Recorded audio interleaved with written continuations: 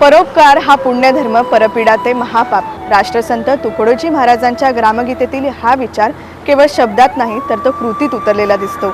हजारो वारकरी विठ्ठलाच्या भेटीसाठी चालत असताना त्यांच्या कुटुंबाशी असलेला भावनिक धागा ही तितकाच महत्त्वाचा आहे.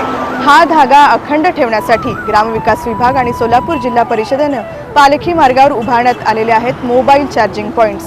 सेवेचा हा छोटासा उपक्रम वारकऱ्यांच्या प्रवासात मोठा आधार ठरत आहे.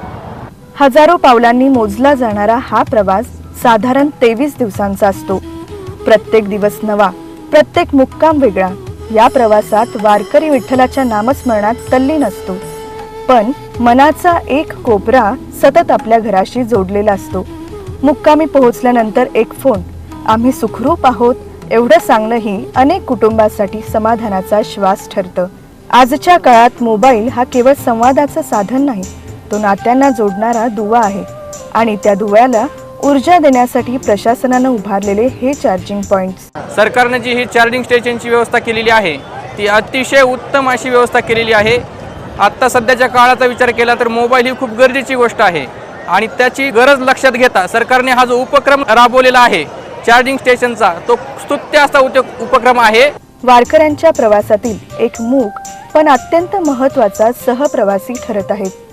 सरकारने पालखी सोहळ्यामध्ये चार्जिंग व्यवस्था जे केलेली आहे त्याचा अतिशय वारकऱ्यांना फायदा होतो. वारी म्हणजे श्रद्धेचा प्रवास आणि श्रद्धेच्या या प्रवासात माणुसकीची साथ मिळाली तर तो अधिक समृद्ध होतो. सेवेचं खरं सौंदर्य मोठ्या घोषणांमध्ये नसतं, तर अशा छोट्या पण हजारो चेहऱ्यांवर समाधान फुलवणाऱ्या उपक्रमांमध्ये दडलेलं असतं. शासनाच्या मार्फत आपण जी मोबाईल चार्जिंगची वगैरे सुविधा रस्त्याने किंवा मुक्कामाच्या स्थळावरती केलेली आहे ती अतिशय उत्तम प्रकारची आहे. वारकऱ्यांना त्याचा चांगला फायदा होत आहे, त्याबद्दल धन्यवाद. मोबाईल चार्जिंग पॉइंट सारखा साधा वाटणारा हा उपक्रम प्रत्यक्षात हजारो वारकऱ्यांना त्यांच्या घराशी, त्यांच्या माणसांशी आणि त्यांच्या भावविश्वाशी जोडून ठेवणारा ऊर्जा सेतू ठरत आहे.